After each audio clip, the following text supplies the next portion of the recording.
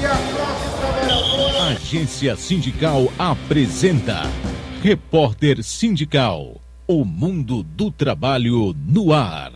Hoje é o primeiro programa de 2016, então a todos e a todas que nos acompanham, nos acompanharão, porque o programa fica na internet e será certamente acessado depois, posteriormente. Um belo ano com muita saúde, muita paz e realizações.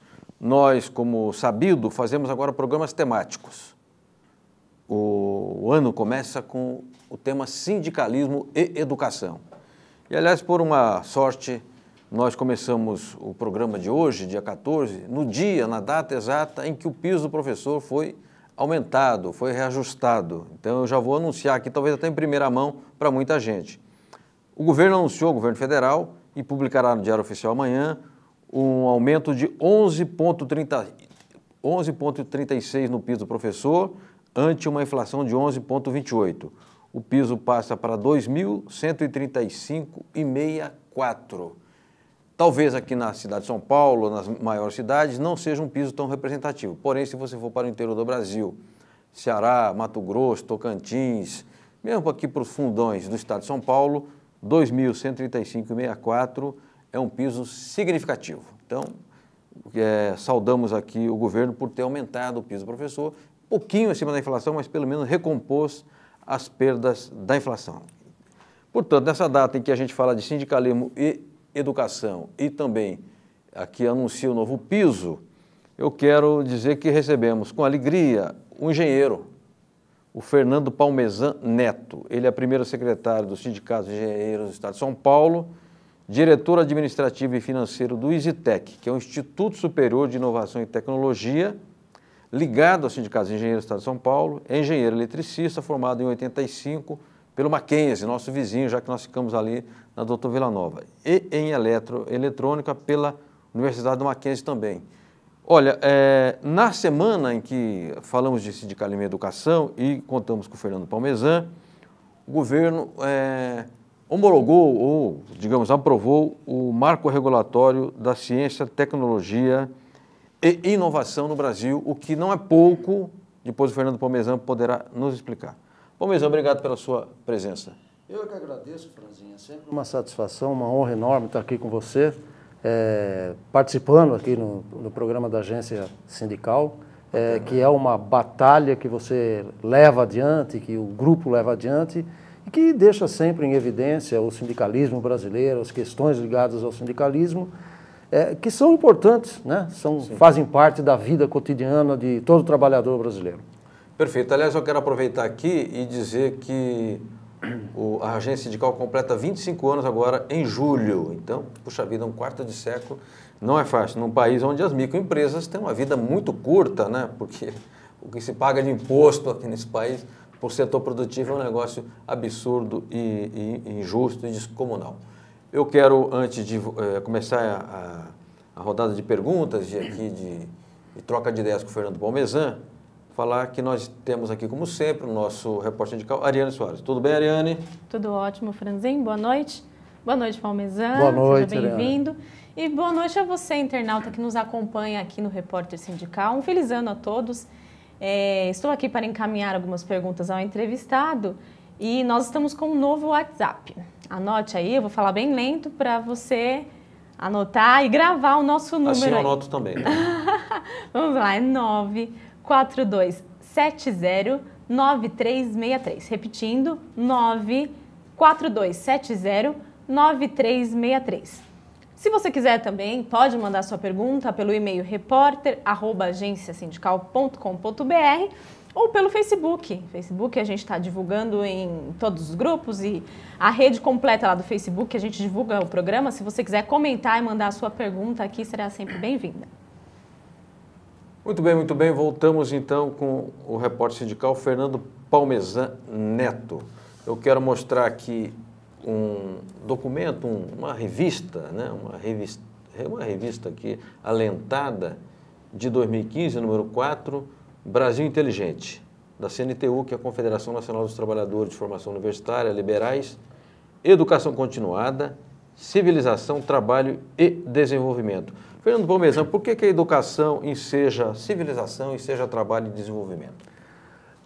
Franzin, eu só queria comentar um pouquinho, antes de te responder, a respeito dessa revista. Essa revista é uma revista que foi desenvolvida pela CNTU, que é a Confederação Nacional dos Trabalhadores Liberais Universitários. E nós demos ênfase nesse ano de 2015 exatamente para a educação continuada. Tá vendo?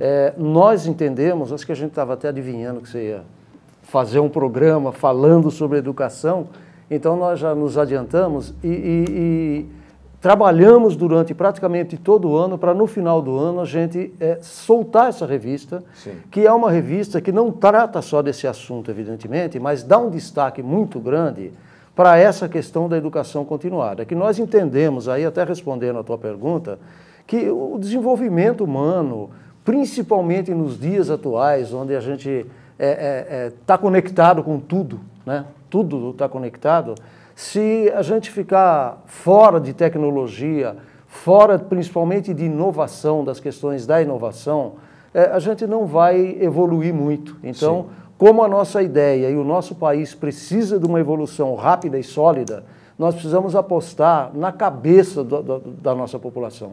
Nós precisamos capacitar os nossos profissionais, os nossos trabalhadores, para que a gente tenha e consiga algo que é muito importante, que é avançar nesse processo de competição que nós temos com o mundo todo. Então, nós precisamos disso e uma maneira que nós entendemos que é uma maneira primordial é através da educação continuada. Agora, nós não podemos parar de estudar nunca. Claro, para a vida toda, como diz aqui um texto da revista que eu estava lendo. Mas me parece que há uma proposta que até de se encaminhar, se eu estiver errado você me corrija, via projeto de lei, para profissionais, não sei se para todos os profissionais, terem o direito, durante a jornada de trabalho, se dedicar a estudo. O que é isso exatamente? Veja, nós temos no estado de São Paulo, Franzinho, nós já temos uma lei que não foi regulamentada nesse sentido. Ela define que os profissionais, evidentemente eu estou falando agora dos profissionais da área de engenharia, sim, afinal de contas eu pertenço a um sindicato, sim, de engenheiros. Então os profissionais da área de engenharia têm direito a 6 dias por ano, por 6 dias durante o ano ele não precisa trabalhar. Ele pode usar esse tempo para se dedicar a exatamente a educação continuada. Sim. Então, é um dia em que ele ganha sem precisar estar na empresa e nós estamos lutando para ampliar isso, tanto o tempo, nós queremos passar isso para um tempo maior, como também abranger mais profissionais, que hoje isso é bastante restrito. Não abrange todos os profissionais, sim, sim, do Estado, por exemplo. Então, a ideia é que esse processo seja muito mais abrangente. Agora, Fernando Palmesan, a lei existe, portanto, foi aprovada na Assembleia Legislativa. Isso. Ela não está regulamentada por qual razão? São aquelas coisas, né, Franzinha? Às vezes a gente consegue fazer uma lei passar, mas depois os detalhes, como ela vai ser aplicada, existe uma dificuldade maior em a gente, sim, conseguir que isso aconteça. E em algumas empresas isso já é fato. Isso já acontece. Por meio de convenção coletiva. Por meio de convenção coletiva. Então, e outra coisa que nós fazemos, o Sindicato dos Engenheiros procura fazer com frequência e com constância, né, nos acordos coletivos, colocar cláusulas que permitam que os profissionais se desenvolvam tecnicamente, que possam optar por cursos e tal, que sejam de interesse dele e da empresa. Perfeito. Fernando Palmesan, EasyTech, Instituto Superior de Inovação e Tecnologia. O que é exatamente o EasyTech? Que a gente conhece Faculdade de Engenharia de Civil, Elétrica, Engenharia de Produção, né, Engenharia, sei lá, Aeronáutica, mas Inovação e Tecnologia vem a ser exatamente o quê?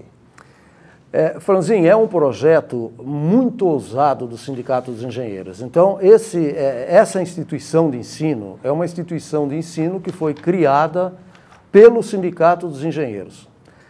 O único mantenedor da instituição é o Sindicato dos Engenheiros. Então, aí o que seria essa engenharia de inovação?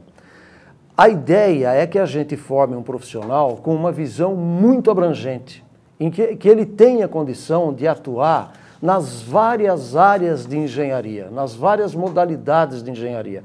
Só para citar um exemplo para o nosso internauta ter uma facilidade maior de entendimento, é mais ou menos como se fosse assim, nós temos a formação médica. Sim, sim. Então, um médico se forma médico. E depois, quando ele já tiver maduro como médico, ele faz uma opção. Sim. Ele vai ser oftalmologista, vai ser cirurgião, ele faz a opção dele. A nossa ideia dentro do EasyTech é alguma coisa desse tipo.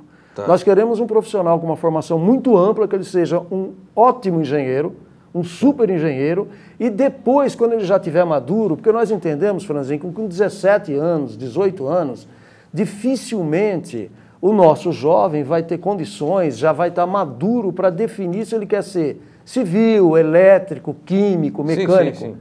Então, nós entendemos que mais para frente, quando ele já tiver com conhecimento maior da engenharia, do que é a engenharia, ele poderia escolher onde ele iria se aperfeiçoar mais. Perfeito. A gente vai falar um pouco, daqui a pouco, falar mais sobre o EasyTech, quem são os professores, qual o regime dos professores, quem são os alunos, quem banca, né, essa instituição, né, porque, evidentemente, que o ensino com essa qualidade, essa dimensão, essa complexidade, custa caro, é diferente de uma escola mais modesta, uma escola de bairro. Então, a gente vai tratar disso daqui a pouco com o Fernando Palmesan.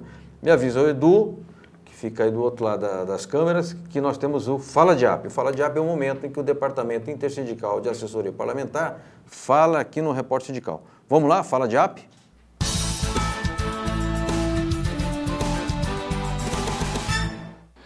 Boa noite, Franzinho. Aqui em Brasília, a grande expectativa é em relação à retomada das atividades do Congresso. Há duas novidades na pauta trabalhista que preocupam enormemente os trabalhadores e suas entidades representativas. A primeira delas foi a declaração do ministro da Fazenda se comprometendo com a defesa de uma reforma trabalhista, o que é uma enorme contradição, porque o próprio governo patrocinou o Programa de Proteção ao Emprego, que tinha exatamente o objetivo de evitar uma reforma trabalhista que significasse redução ou eliminação de direito. E a segunda novidade foi a defesa que a presidente Dilma fez de uma reforma da Previdência, que também, na nossa avaliação, é uma contradição inaceitável e absurda, porque o governo acabou de sancionar a lei que flexibiliza o fator previdenciário, exatamente para permitir que aquelas pessoas que começaram a trabalhar mais cedo pudessem se aposentar sem o redutor previsto no fator previdenciário. De modo que essa proposta de reforma da Previdência, que parte da ideia de que deve-se aumentar a idade mínima para efeito de concessão de benefício previdenciário, na nossa avaliação é um grande equívoco. Então, esses dois temas seguramente serão os grandes desafios dos trabalhadores na próxima legislatura, cuja retomada se inicia agora no dia 1º de fevereiro.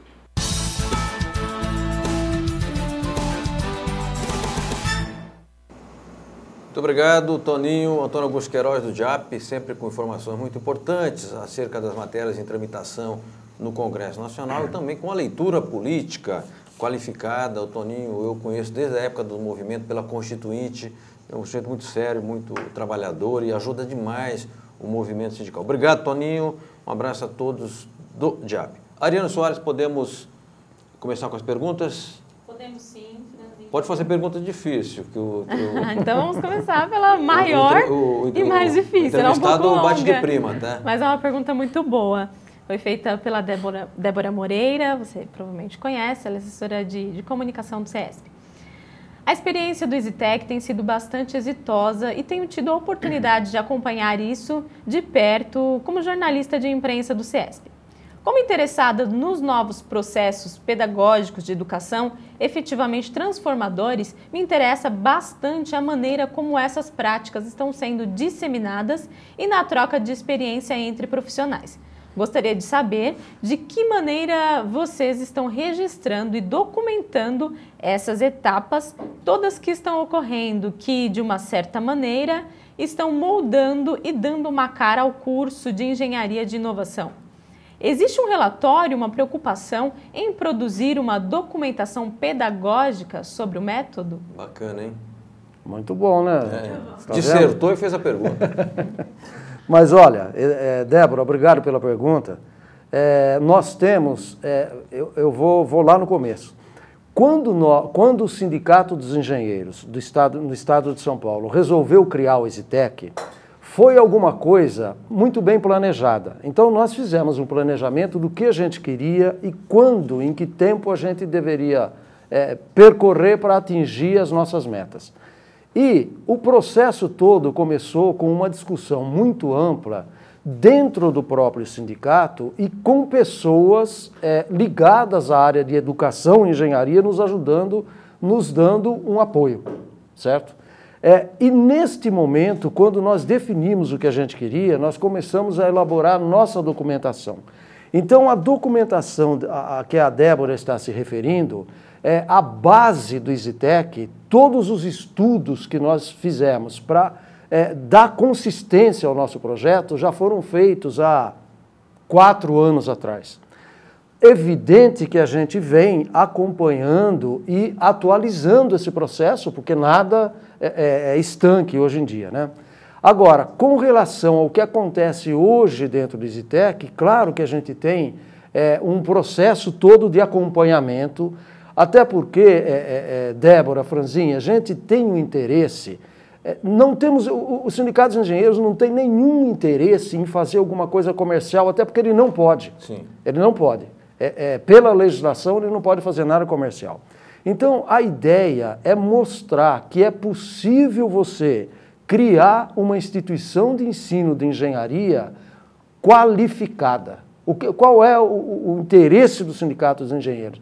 É formar profissionais altamente qualificados na engenharia. Mostrar que isso é possível, que isso dá para ser feito. Então, o EasyTech digamos assim, é como se fosse uma experiência inovadora, que nós pretendemos divulgar para o restante do país, mostrando que dá para fazer. Aliás, a gente já começou esse processo. Sim. Nós já estamos participando de eventos ligados a discussões sobre o ensino de engenharia, onde a gente já está apresentando o processo do EasyTech.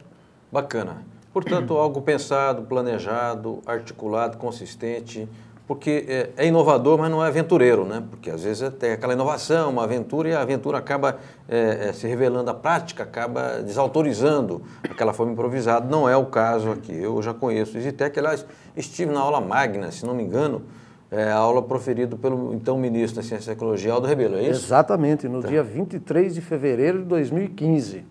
Fernando Palmesan, o EasyTech fica em São Paulo, mais ou menos na região central. Isso. Onde fica? Se ele tem um site? Tem. Depois, quem que se inscreve? Eu sei lá, tem um garoto aqui, 17, 18 anos, uma garota assistindo e quer se inscrever. Tem vestibular?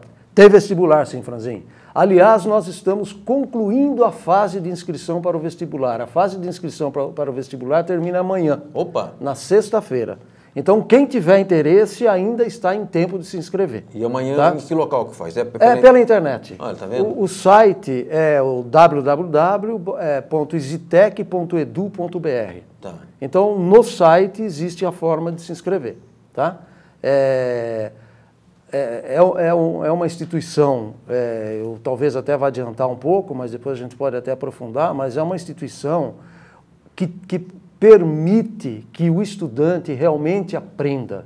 E é uma instituição bancada pelo Sindicato dos Engenheiros, onde o aluno, num curso que custaria por volta de R$3.000 por mês, ele não paga absolutamente nada. Bacana. O Sindicato dos Engenheiros no Estado de São Paulo banca a totalidade do ensino desse aluno. Então, como nós queremos que seja uma formação completa, uma formação muito boa, o aluno entra às 8 horas da manhã, sim, sai às 18 horas, e como ele tem que ficar estudando ali o tempo inteiro, e muitas pessoas não têm condições de fazer um pagamento, sim, de R$3.000 por mês, claro, muitas famílias não têm. Então o sindicato está enfrentando isso, já banca a primeira turma, e agora, esse será o nosso segundo vestibular, e no nosso segundo vestibular a turma que vai entrar, que será de 30 alunos, na primeira turma entraram 60, sim, agora nós vamos fazer 30 no início do ano e 30 no meio do ano. Tá. Então esses alunos também terão o curso todo de forma gratuita.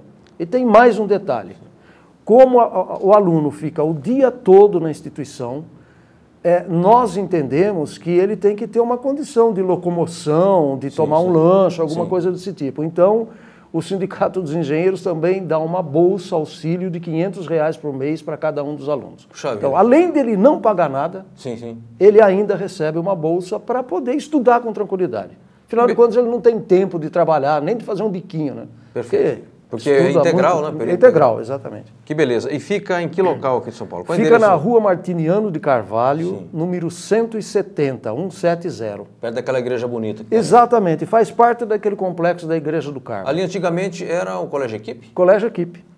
O início do Colégio Equipe foi ali. Colégio Um lugar Equipe. de grandes shows. É, eu fui vi Caetano Veloso, Hermeto É isso Pascoal, vi João Bosco, vi muita gente lá nos anos 80. Aliás, eu vi lá uma vez uma palestra do Luiz Carlos Prestes. Ah, é? Nunca me esqueço. Era o governo Figueiredo, estava um domingo, um gelo. Acordei cedo, fui lá ouvir a palestra do Prestes, que chegou trazido pelo braço da sua filha Anitta, e falou da coluna Prestes, pré-coluna Prestes, até o governo Figueiredo, que ela que desancou o governo Figueiredo, Imagina. que o Prestes não deixava pedra sobre pedra, lá naquele local onde é a escola hoje.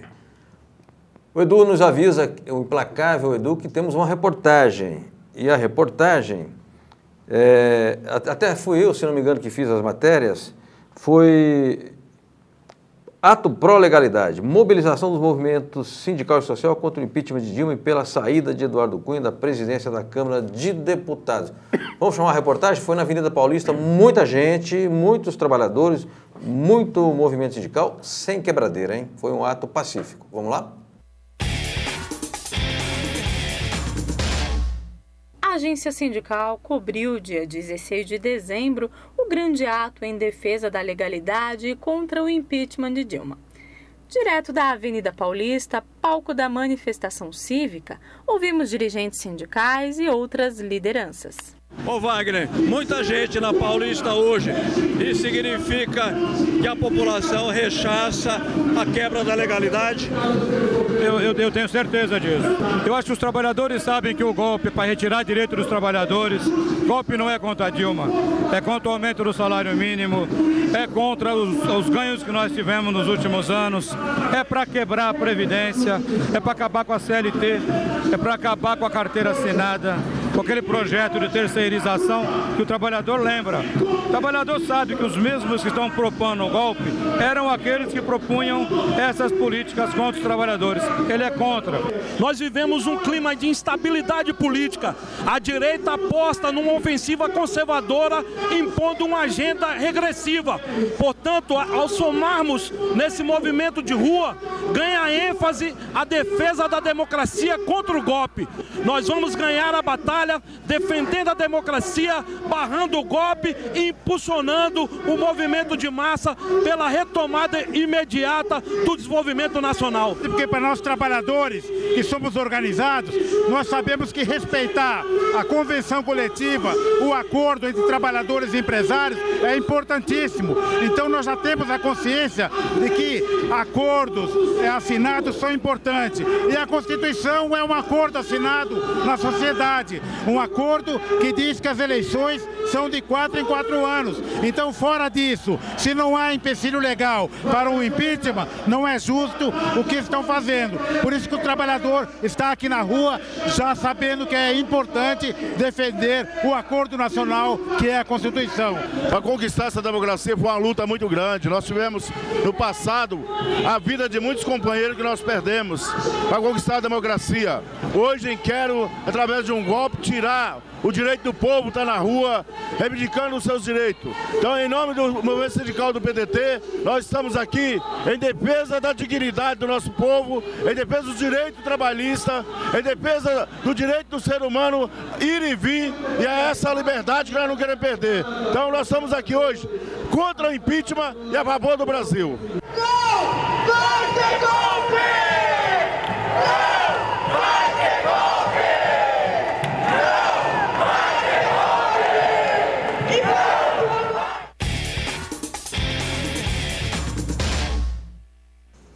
Muito bem, voltamos com o Repórter Sindical Mundo do Trabalho no Ar, hoje falando de sindicalismo e educação.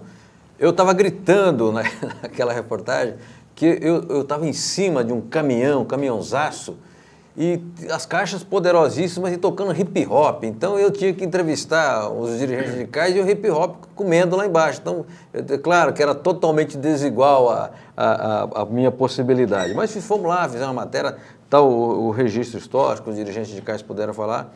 Bacana, o Edu, o editor, ficou uma matéria muito boa. O programa de hoje, nós estamos falando de sindicalismo e educação com o Fernando Palmesan Neto, que é do Sindicato dos Engenheiros do Estado de São Paulo e também diretor administrativo e financeiro do ISITEC, o Instituto Superior de Inovação e Tecnologia. Há muitas formas com que o sindicalismo se relaciona com o tema educação. Há entidades, começa que trabalhadores da educação, servidores da educação se organizam em sindicato. Você tem o SIMPRO, vários sindicatos professores da área privada, tem o APOESP aqui em São Paulo, tem a federação, que é o Celso Napolitano que preside, inclusive é o presidente do DIAP também. São trabalhadores e servidores da educação que se organizam nas suas entidades de classe. Há sindicatos que têm escolas, por exemplo, Pereira dos Metalúrgicos, que apareceu aí no vídeo, por fim, ao lado do sindicato na R. Simons, em Guarulhos, tem uma escola do sindicato. Até um dia ele me contou que acho que nos anos 80 foi até Israel, lá na central sindical israelense, que cedeu equipamentos para tornos, né, coisas assim na época, para fazer a escola. Há um esforço do sindicalismo. Sindicatos que não têm estrutura, por exemplo, o Sindicato dos Trabalhadores de Carro Forte, que o jornal vai mostrar daqui a pouco, tem uma pequena escola de ensino básico, de TI, lá na sua subsede em Campinas. E outros sindicatos têm convênios, as federações, as centrais com as faculdades, etc, etc. De modo que há uma preocupação do sindicalismo com o tema educação, e o sindicalismo, conforme as suas possibilidades, procura se situar ou fazendo ações próprias, como o ISITEC, como uma escola como tem ao lado lá dos Metalúrgicos de Guarulhos, ou por outros meios, mas não abandona o tema da educação. Eu queria fazer esse registro para dar o contexto aqui daquilo que nós estamos tratando com o Fernando Palmesan, que é sindicalismo e educação. Temos mais perguntas, eu queria falar com a Ariane Soares. De quem temos agora, Ariane, aqui para o nosso Fernando Palmesan Neto? Vamos com as perguntas. Temos aqui uma do Robson Gil Gazola, que é diretor de comunicação lá da FEComerciários, São Paulo. E ele quer saber se faz parte dos planos do sindicato, né, do CESP no caso, estender a experiência do ISITEC para a capital e todo o estado de São Paulo. Ariana, nós temos sim intenções de expandir, mas a gente quer fazer isso, assim, digamos, com o pé no chão. Nós primeiro nós precisamos estabelecer de uma forma muito bem conceituada e, digamos assim, definitiva, o ISITEC, a primeira unidade. O Sindicato dos Engenheiros do Estado de São Paulo, ele é ligado a uma federação, a Federação Nacional dos Engenheiros, que é a FNE. E essa federação, ela é formada por 18 sindicatos estaduais. Esses 18 sindicatos estaduais, eles têm interesse e colaboram também no desenvolvimento do ISITEC e têm todo o interesse em que existam unidades do ISITEC nos seus estados. Então, isso a tendência natural é que isso ocorra, que a gente expanda primeiramente, principalmente para esses estados onde existe a Federação Nacional dos Engenheiros. No estado de São Paulo, o sindicato tem 25 subsedes. Essas 25 subsedes são nas principais cidades que existem no interior do estado de São Paulo. Então tem Campinas, Ribeirão Preto, São José dos Campos. Nas 25 principais cidades do estado de São Paulo, nós temos subsedes do sindicato. Também são pontos em que o ISITEC, para onde o ISITEC pretende ter, pelo menos, digamos assim, hoje em dia a gente trabalha muito também, existe a ideia da educação continuada, sim, sim, até pela extensão do nosso país e tal. E também o ensino à distância, né? Exatamente. Desculpa, eu quis dizer ensino à distância. Não, claro, a gente trabalha com educação continuada, mas também com ensino à distância. E essas nossas delegacias sindicais, muito provavelmente, se tornarão polos do ISITEC, onde a gente vai também ter um local, um ambiente como esse, tecnologicamente preparado, para que os alunos assistam às aulas como se estivessem assistindo a aula dentro da sala de aula normal do ISITEC. Bacana. Respondida a pergunta do Robson Jogazola, quero aproveitar aqui e mostrar o TV Agência Sindical. Se quiser nos assistir, é fácil, né? tvagenciasindical.com.br. YouTube, youtube.com/agência sindical. Essa TV na internet é um esforço que nós estamos fazendo dentro das possibilidades da agência, são as possibilidades modestas, né, de ter uma TV específica sobre o sindicalismo que vai incorporando vários conteúdos. Nós tínhamos uma meta de chegar ao final do ano com 50 mil acessos. Aí nós chegamos a 50.031 acessos. Nós batemos na trave, mas fizemos o gol. E eu dei uma olhada hoje, já estamos com cerca de 50.800, 50.850 acessos. Portanto, está havendo um crescimento. E agora com as redes sociais nós vamos cruzar informação, divulgar no Facebook, Twitter, etc. Na nossa rádio na web, aqui no programa também, para ir devagarinho acumulando acessos e audiência. Fernando Palmesan, eu queria que você falasse um pouco agora, não queria perder a oportunidade de falar o que é esse marco regulatório da ciência, tecnologia e inovação que foi sancionado, digamos, pela presidente Dilma esta semana, acho que foi até segunda-feira, dia 14, portanto, dia 12, né? Não, dia 11. O que exatamente significa e qual é o efeito prático, né, na vida do engenheiro, na vida de uma empresa, na vida de uma instituição estatal que usa tecnologia e ciência? Franzinho, eu acho que isso é um passo importantíssimo, sabe? Um passo importantíssimo para o desenvolvimento do nosso país. Sem dúvida nenhuma, quando foi sancionada essa legislação, eu acredito que a gente vai avançar muito. Ela é, Franzinho, basicamente a forma de relacionamento entre as instituições de ensino e a iniciativa privada. Tá. Então, costura a forma como as empresas, as indústrias, as instituições de ensino e o governo vão se relacionar sob o tema ciência, tecnologia e inovação. Tá. Porque a gente tem alguma coisa muito estanque em termos de desenvolvimento, de tecnologia. Nós temos um desenvolvimento bastante razoável acontecendo dentro das universidades, nós temos alguma coisa acontecendo dentro das indústrias, das empresas, mas a gente não tem um casamento disso. Tá, entendi. E esse passo a mais que foi dado visa exatamente facilitar todo esse processo de entendimento entre a iniciativa privada e as instituições de ensino. Ou seja, ele é articulador. É articulador, exatamente. Define como pode, quanto pode, o que precisa, entendeu? Então, dá as características necessárias para que aconteça realmente um desenvolvimento nesse nosso processo de ciência, tecnologia e inovação. Perfeito. São iniciativas estruturantes, né? Nós não vivemos num país só tem notícia ruim, né? A pessoa, se descer um marciano aqui, assistir o Jornal da Globo, ele pega a nave dele e vai embora correndo desesperadamente, diz, tá tudo ruim aqui. Não, é bem assim, né? Embora uma iniciativa dessa não tenha um impacto direto, imediato na vida cotidiana, mas ele terá certamente na vida futura da nação, porque ele é estruturante. O Edu me pede para chamar o intervalo, mas antes do intervalo, Edu, eu queria mostrar o jornal do Carro Forte. Sindicatos, trabalhadores em Carro Forte, Transporte de Valores, Guarda, Escolta Armada do Estado de São Paulo. Está falando aqui do acordo salarial do setor de escolta.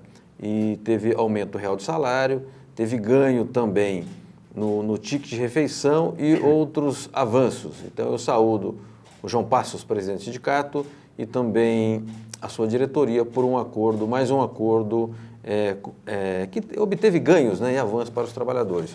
Fernando Palmesan, eu trabalhei na Federação dos Vigilantes cerca de 18 anos e vi esse sindicato nascer. Eu estava na Assembleia de Fundação, 16 de fevereiro de 92, na rua Mituto Mizumoto, aqui na Baixada do Glicério. E sou amigo do João desde 85. E todo acordo, ou da escolta, ou do Carro Forte, sempre o mineiro, daquele jeito mineiro, né, dele, tem sempre uma conquista. Então, parabéns agora aos trabalhadores, cumprem fazer as empresas obedecerem o acordo coletivo. Vamos ao intervalo, daqui a pouco voltamos com o repórter sindical, o Mundo do Trabalho no Ar, hoje falando de sindicalismo e educação, educação e sindicalismo. Voltamos já já.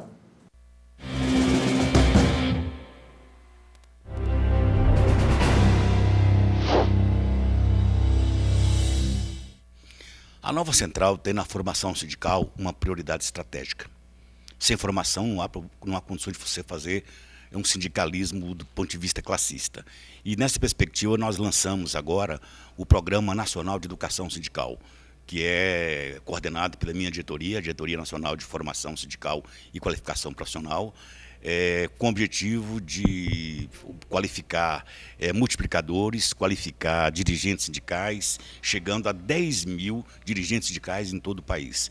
Então nós vamos instalar seminários nos estados, núcleos moduladores, multiplicadores nos principais municípios, e com isso acreditamos que poderemos ter na nova central uma condição adequada para que os nossos dirigentes estejam qualificados para compreender o momento, compreender a realidade e poderem atuar com mais firmeza, com mais qualificação na sua nobre missão de representar a classe trabalhadora.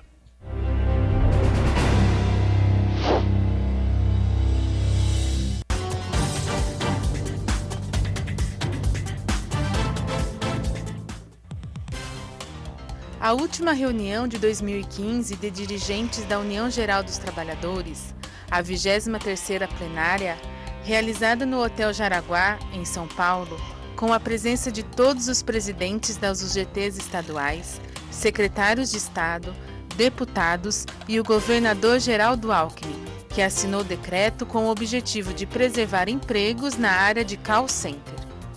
O governador foi recebido pelo presidente da central, Ricardo Patá, cumprimentou dirigentes da UGT e trabalhadores da segunda maior central sindical do país. UGT, sindicalismo cidadão, ético e inovador. Muito bem, voltamos com o Repórter Sindical Mundo do Trabalho no ar, programa ao vivo, com as intercorrências naturais da vida real. A televisão, assim, lá no Plim Plim é tudo de plástico, então não. A vida real é isso aqui, tosse, erra o nome, olha para a câmera errada. Mas vamos voltar aqui com perguntas para o nosso Fernando Palmezan, não vamos perder tempo, para de falar, João Franzin. Ariane Soares, que pergunta nós temos para o nosso convidado, engenheiro Fernando Palmezan? Nós temos uma pergunta de Angélica Pérez, que ela é da comunicação e marketing do EasyTech. Ela quer saber se o EasyTech tem só graduação em engenharia de inovação ou ela tem também cursos de... ele tem também cursos de pós-graduação. E em quais áreas? Angélica, obrigado pela pergunta. Nós temos no EasyTech, temos sim, pós-graduação. Nós temos o nosso curso de graduação, que é aquele que a gente já se referiu até agora, né? Já falamos bastante a respeito dele, e nós temos alguns cursos de pós-graduação. Eu vou destacar, eu vou até ler aqui na minha colinha, viu, Franzin? Claro. Alguns que eu trouxe, porque como tem data de início, eu não quero correr o risco de errar no falar. Então, só para que as pessoas interessadas saibam, nós vamos começar um curso de gestão ambiental sustentável em Marília, lá no interior de São Paulo, pertinho de Bauru. Nós vamos começar um curso lá. Sempre quando a gente vai começar um curso de pós-graduação, nós fazemos uma aula, digamos assim, uma aula inaugural. Que é uma aula aberta que todas as pessoas que vão fazer o curso ou não podem assistir. Então, a aula inaugural, a aula aberta... Eu vou avisar o meu amigo Ramon, que é jornalista lá em Marília, que ele certamente vai se interessar. Puxa vida, é interessantíssimo que ele participe lá e esteja lá conosco. Lá em Marília vai ser no dia 16 de fevereiro. Então, essa aula aberta do curso de Gestão Ambiental Sustentável. No dia 2 de março, nós teremos uma aula aberta de Gestão de Energia e Energia Heliotérmica, uma tecnologia fantástica que o EasyTech está trazendo profissionais, tanto do Brasil, para dar uma base geral para todo mundo que quer fazer esse curso, e em seguida nós trazemos, Franzin, um especialista alemão, porque lá na Alemanha a heliotermia está muito desenvolvida. É um processo de geração de energia limpa, tá? E energia solar, basicamente. mas muito desenvolvido, onde você consegue, inclusive, gerar energia à noite também, Olha que mesmo não tendo sol. Então, eu pensava que a Alemanha só produzisse bons filósofos e bons jogadores de futebol. Uma boa cerveja, mas não, eles fazem boa cerveja também. Bons cervejeiros. Bons cervejeiros. Então, esse curso do EUREM, de Energia Heliotérmica e Gestão de Energia, a aula aberta inaugural é no dia 2 de março. No dia 9 de março, nós temos uma aula aberta de Gestão Ambiental Sustentável, aquela mesma que a gente vai fazer lá em Marília, nós vamos fazer no EasyTech em São Paulo, lá na Martiniano de Carvalho, 170. E também é aberto. Aberto. Tudo que eu estou falando, a primeira aula é aberta. As pessoas podem assistir, se gostarem, se matriculam para fazer o curso, ou então já tem um belo conhecimento da aula aberta. No dia 15 de abril, nós vamos fazer a aula... inicia o curso de gestão de energia. Então, aquele que eu falei a respeito do professor alemão e tal, o curso começa em 15 de abril, no EasyTech em São Paulo. O único que a gente tem fora nessa relação que eu estou falando é o de Marília. E no dia 16, então no dia 15, começa o de pós em energia, e no dia 16 começa o de energia heliotérmica. E no dia 29, também de abril, a gente tem início das aulas de Gestão Ambiental Sustentável. Um curso fantástico, viu, Franzinho? Que, inclusive, esse nós estamos agora, ele está em desenvolvimento, sim, o curso. Nós vamos agora para o último semestre da primeira turma, em que, basicamente, os profissionais que estão nessa pós-graduação são profissionais ligados à Sabesp. Olha aí. Agora, a CETESB e outras empresas nos procuraram, nós vamos fazer a segunda versão, que possivelmente teremos também profissionais da Sabesp, mas de outras empresas também participando. Bacana. Agora, esses cursos, diferentemente do curso habitual da EasyTech, eles são cobrados ou não? Esses sim. Tá. Esses cursos são cobrados. E a carga horária é quanto? São cursos de mais de 360 horas. Tá, para que seja, é um curso longo. Normalmente, Francisco, são 3 semestres. Tá. Normalmente, né? Tá. Porque a característica e a legislação solicita que seja assim. Uma pós-graduação tem mais de 360 horas de aula. Perfeito. Fernando Palmesan, obrigado. Deixa eu mostrar mais uma vez aqui, Edu, a revista, né? Brasil Inteligente, Educação Continuada, Civilização, Trabalho e Desenvolvimento. Eu estava dando uma lida rapidinho aqui no editorial do Murilo, presidente da CNTU, e aqui falando de muitos assuntos. Aliás, eu até comentei com o João Guilherme Vagar Neto, eu achei os textos bem escritos, né? Eu sou de uma geração de jornalistas de texto, né? Eu faço TV assim, improvisadamente, não sou um apresentador de televisão clássico, né? Mas eu gosto muito de texto, então eu aprecio muito quando o texto é bem escrito, se respeita a gramática, é articulado, etc. Temos mais alguma pergunta ou posso tocar aqui com o Fernando Palmesan? Temos uma pergunta. Temos, Ariane? Sim, pode ser agora? Pode ser, pode ser. Então tá. É do internauta Plínio Alencar, ele é professor, e ele quer saber se a primeira turma do EasyTech no decorrer de 2015 superou as expectativas e se caso surgiram alguns ajustes, quais foram eles e como fazê-los? Olha, Plínio, muito obrigado, Plínio. A primeira turma do EasyTech, que começou em fevereiro, como disse o Franzinho, em fevereiro agora de 2015, ela realmente superou as expectativas. É uma turma, tem as características do curso de engenharia.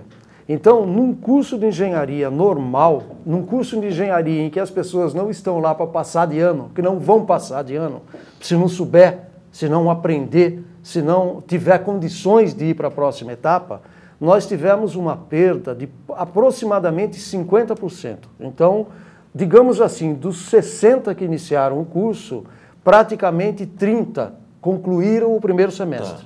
E entraram para o segundo semestre, que concluiu agora recentemente, né? Agora essa quebra já foi muito pequena. Adaptações, Plínio, nós fazemos... as adaptações são permanentes, até porque a forma de ensino do EasyTech é diferenciada. Nós não temos, por exemplo, Franzinho, eu acho que isso é interessante a gente destacar, sim, sim, até para que os interessados tenham ideia de como eles vão aprender dentro do EasyTech. Nós não temos no EasyTech um professor com aquela característica de que ele fica falando, escrevendo na lousa e 60 pessoas sentadas numa carteira e simplesmente vendo alguém passar um conhecimento, tentando passar um conhecimento. E como é que é o formato, então, da aula? O formato da nossa sala de aula, ela tem um professor, às vezes mais de um, dentro da sala, transitando pela sala, que é a composição da sala, são mesas redondas, onde se sentam 4, 5, 6 alunos, e eles estudam dessa forma. Na verdade, o professor, ele está ali para ensinar os alunos a aprender. Entendi. Entendeu? Então, é uma filosofia completamente diferente. Não é aquele professor linha dura. Não é isso não. Quem está lá tem que aprender a aprender. Sabe? Essa é uma frase, inclusive, do nosso diretor de graduação, o professor Póvoa, que usa muito. Os alunos do EasyTech estão lá para aprender a aprender. E dessa forma, o relacionamento entre os alunos, o relacionamento com os professores, os próprios alunos estão numa condição que é uma condição como se eles estivessem numa empresa trabalhando. Entendi. Porque você não trabalha isolado. Tá. Você tem uma equipe. Você aqui tem uma dinâmica, equipe, né? Tem uma dinâmica. E as pessoas trabalham com projetos. Tá. Então, nós pegamos um assunto, um tema de uma empresa, de uma indústria, que é um assunto interessante na área de engenharia. Mas são casos reais? Casos reais. Tá. E levamos para que os alunos discutam e encontrem uma solução. Interessante. Uma outra coisa, Franzi, eu falo com muita vibração porque eu adoro aquilo lá, é um projeto magnífico. Os nossos alunos, eles primeiro vão para o laboratório, veem o que acontece numa experiência de física, de química, e depois vão discutir aquilo lá na aula. Bacana. Não é o contrário. Bacana. Entendeu? Então, bota a mão na massa, vai aprender. É muito interessante. Vale a pena uma visita para conhecer a nossa instituição. Bacana, bacana. Vamos ver se a gente fala com jornalistas, amigos nossos da área sindical, e eles se interessem por essa pauta. Acho uma pauta boa. No jornalismo a gente usa a seguinte expressão: vendi a pauta, eu consegui vender a pauta. Vender a pauta não é vender, evidentemente, é passar a ideia de que aquele assunto é interessante e o jornalista do outro lado se interessa. O Edu está me dizendo que nós temos que chamar o arquivo sindical, né? O Fernando Palmezão, nós temos na agência sindical muitos vídeos, muito material que nós produzimos ao longo de 11 anos que a gente fazia o Câmara Aberta Sindical na TV comunitária. E fizemos muitas reportagens. Nós vamos mostrar hoje, porque é arquivo e memória, uma matéria feita em junho de 2011 no Sindicato dos Trabalhadores na Construção Civil de São Paulo, presidido pelo Antônio Souza Ramalho, ao ensejo dos 75 anos do sindicato. Vamos à reportagem, voltamos já com o Fernando Palmezan Neto. Arquivo Sindical, a história vivida do sindicalismo brasileiro. Ramalho, que bacana fazer 75 anos, né? É importante, 75 anos de existência, na realidade. Você sabe que essa organização ela existe em 1899, quando São Paulo ainda não tinha asfalto, quando São Paulo era tido aí como a terra do café. E lá em 1989 surge ali as primeiras construções da usina Piratininga, começou a mudar em São Paulo, os bondes que era puxado a burro passaram a ser elétrico, e depois da Piratininga foi construído lá na Baixada Santista, exatamente em Cubatão, a usina do Henry Borden, que é a segunda usina elétrica, e os trabalhadores da construção civil estão sempre envolvidos nessa área. Muitos anos depois, aí já passava quase 5 décadas, em 1917, uma organização oficial, mais de carpinteiro, e logo em 1918, essa organização contribuiu até para alguns que foram para a Primeira Guerra Mundial, que foi em 1918. Então nós temos toda uma história na construção de São Paulo, na construção do Brasil, mas principalmente de São Paulo. Governador Alckmin, o PSDB montou o núcleo sindical, o núcleo trabalhista, e o Ramalho preside este núcleo. Qual a importância dos trabalhadores ter este núcleo? Qual a importância para o PSDB? Olha, é muito importante a organização dos trabalhadores, sindicato forte. E de outro lado, a atuação política, porque quem faz a lei, quem estabelece as regras, tudo isso é a política. Então é importante a participação política. E o Ramalho é um dos grandes líderes sindicais do Brasil. Ele tem uma liderança nacional, por isso está no núcleo sindical do PSDB e está no dia a dia dos trabalhadores. Está lá no canteiro de obras, junto com a sua categoria, junto com os trabalhadores, interpretando os anseios da categoria. Arquivo Sindical. A história vivida do sindicalismo brasileiro. Muito bem, voltamos com o Repórter Sindical Mundo do Trabalho no ar, hoje falando com o engenheiro Fernando Palmesan Neto. Mas antes de falar com o Palmesan, para falar um pouco sobre o Sindicato de Engenheiros, para falar quem preside a entidade. Eu conheço o Murilo, né? Aliás, um dirigente sindical muito qualificado, um sujeito que tem um discurso que tem começo, meio e fim, né? Que tem uma visão muito política, assim, no bom sentido, politizada da luta sindical, do papel das entidades de classe. Mas aí quem vai falar mais é o Palmesan. Eu entrevistei o Geraldo Alckmin, é uma história que eu não vou contar, a razão da minha pergunta a ele, porque seria uma história muito longa. E ele respondeu com um ponto de vista muito progressista a respeito do papel do movimento sindical e das lideranças sindicais. Que o Alckmin, ele era do MDB autêntico, ele era o Geraldinho do MDB autêntico, então eu conheço ele naquela época. E na Constituinte, ele teve uma nota, por exemplo, muito melhor que a do Zé Serra, que era marcadamente de esquerda, foi presidente da UNE, foi exilado político, etc, etc. Porque, como diz o velho ditado, a prática é o critério da verdade, né? Então, contra isso não há argumento, não há poder. Fernando Palmesan, fala um pouco sobre os sindicatos de engenheiros, da sua diretoria, dos seus projetos, para a gente também entender o que é um sindicato de engenheiros. É diferente do sindicato de metalúrgicos, sindicato de químicos, de condutores, de bancários, tem as suas características específicas. Claro, tem as especificidades, sim. Franzinho, o Sindicato dos Engenheiros do Estado de São Paulo é uma instituição de 81 anos. Então, mais que a Constituição Civil tem que ser... Mais que a Constituição Civil. É uma entidade já, digamos assim, já é bastante experiente, sim, né? Sim. Uma entidade bastante experiente. Então, ela é hoje dirigida por uma pessoa que, como você disse, né, você já fez alguma referência ao Murilo Celso de Campos Pinheiro, que é o nosso presidente, é uma pessoa muito ligada ao que acontece com a realidade brasileira. Certo. Muito pé no chão, as discussões dele são muito objetivas. E ele tem uma característica muito interessante, que ele quer buscar um resultado sempre. Não, a simples discussão, a simples conversa não vale a pena. Então, o EasyTech, por exemplo, é fruto desta forma de pensar do seu condutor máximo, que é o presidente do sindicato. Correto. Então, a ideia do EasyTech é uma ideia que partiu do Murilo, ele tinha interesse em fazer isso já há muito tempo e montou uma equipe para poder viabilizar isso, que ninguém faz nada sozinho. Mas é interessantíssimo esse processo dentro do Sindicato dos Engenheiros. Como você disse, tem as características próprias. É um sindicato que tem a sede em São Paulo, essas 25 delegacias sindicais no interior do estado de São Paulo. E quantos engenheiros há no estado de São Paulo, na ativa? Então, no estado de São Paulo, de modo geral, nós devemos ter de engenheiros por volta de 250 mil engenheiros. O Sindicato dos Engenheiros no estado de São Paulo representa aproximadamente 200 mil engenheiros. Todos os acordos coletivos firmados para engenheiros no estado de São Paulo são firmados pelo Sindicato dos Engenheiros. E são muitos acordos? Porque há muitas são empresas, muitos acordos. Então, nós temos dois tipos de acordo, Franzinho. Um é direto, quando a gente faz acordo direto com uma empresa, do tipo, vamos dizer, Sabesp, setor elétrico, alguma coisa desse tipo. E também nós temos aqueles acordos em que nós firmamos com o Sinaenco, que aí envolve uma centena, milhares de empresas, estão sobre o guarda-chuva do Sinaenco.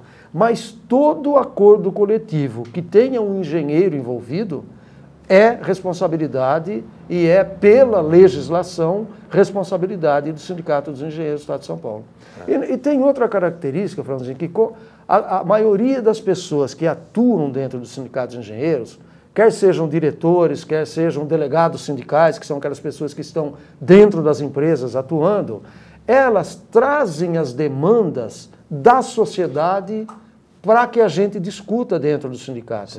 eu vou citar só, eu estou dizendo isso porque eu quero te citar um exemplo do que aconteceu com relação a um problema muito grande que a gente está vivendo, não só no estado de São Paulo, mas no Brasil todo, que é o seguinte, na iluminação pública, nós temos a seguinte situação. Hoje, os ativos de iluminação pública, que são aquele braço que fica no poste com a luminária e o sistema que acende aquilo ali, aquilo é de responsabilidade da prefeitura de cada município. E as prefeituras não têm condições de administrar, não sabem fazer gestão disso, porque sempre teve na mão das concessionárias. Então, o que nós fizemos dentro do EasyTech? Nós vamos lançar agora, nesse início do ano de 2016, o primeiro ensino à distância. Nós preparamos um material que nós vamos colocar na praça sobre iluminação pública, ensinando as prefeituras municipais como gerir esse processo. Entendi. Demanda trazida pelos nossos engenheiros do campo, do dia a dia. Bacana. Fernando Parmesan, rapidamente, agora o sindicato de engenheiros, por exemplo, tem engenheiro que trabalha numa metalúrgica, a categoria preponderante é metalúrgico. Vocês fazem ações conjuntas com outros sindicatos? Sempre. A nossa atuação, evidentemente que nós temos características próprias. Tem um foco, né? Tem um foco, mas a grande maioria das nossas atuações são junto com os demais sindicatos, não tenha nem dúvida.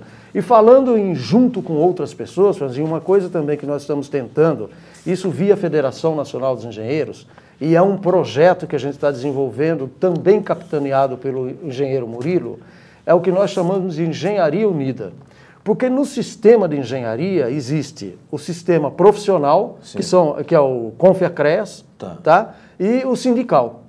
Esses dois sistemas, às vezes, têm algum ruído e não se conversam. Então, o Murilo, ele está fazendo um esforço muito grande para unir esses dois sistemas, para que a engenharia do Brasil possa trabalhar de forma unificada, unida, todo mundo com o mesmo foco, caminhando no mesmo sentido. Um projeto muito grande que a gente está dando o nome de Engenharia Unida. Bacana, muito bom o que você acabou de dizer.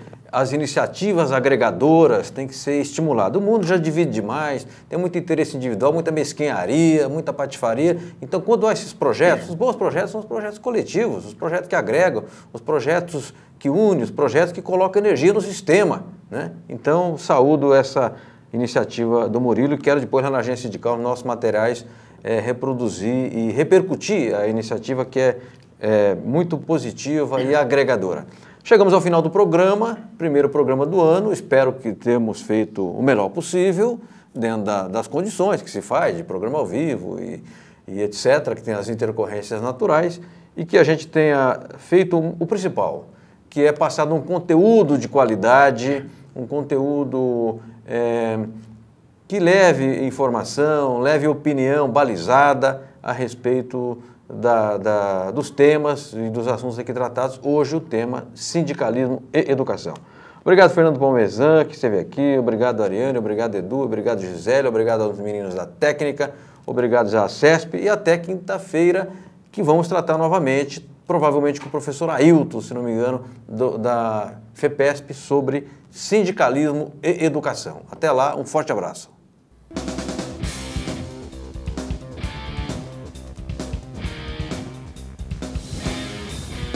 Agência Sindical apresentou Repórter Sindical, o mundo do trabalho no ar.